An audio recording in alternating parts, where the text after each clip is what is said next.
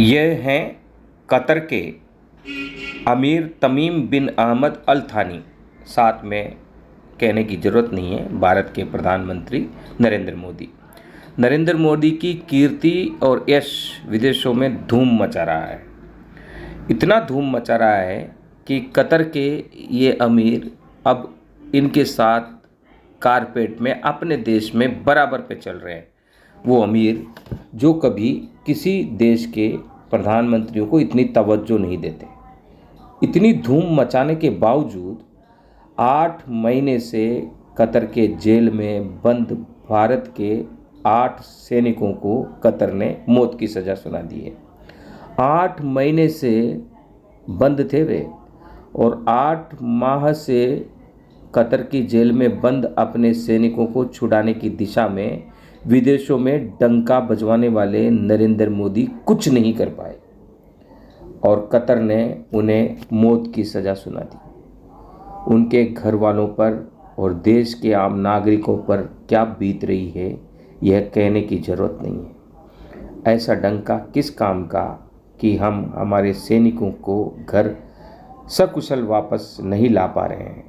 8 महीने से यातनाएं झेली गई, एकांत में उनको जेल में रखा गया, अंततोगत्वा उन्हें मौत की सज़ा सुनाई गई है। अब विदेशियों में डंका बजाने वाले प्रधानमंत्री मोदी क्या करते हैं यह पूरा देश और विश्व देख रहा है।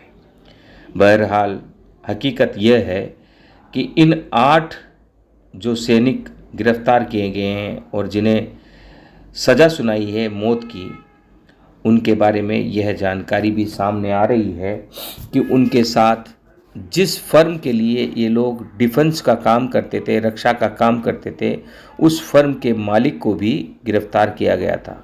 वह मालिक कतर निवासी था। उसे छोड़ दिया गया है नवंबर में ही और हमारे सैनिकों को नहीं छोड़ा है। आखिर क्या कारण है? इसकी विस्तृत जानकारी और सारी सूचनाएं भारत सरकार को देश के सामने रखनी चाहिए। देश के आम नागरिकों के सामने सारी बात रखनी चाहिए क्योंकि ये देश की इज्जत के साथ जुड़ा हुआ मसला है।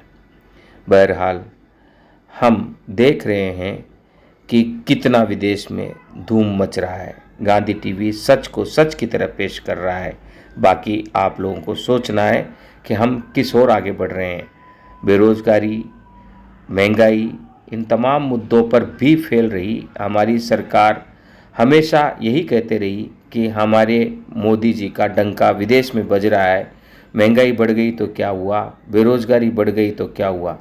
अब पता चल रहा है कि विदेश में भी शायद डंका जोरदार तरीके से नहीं बज रहा है।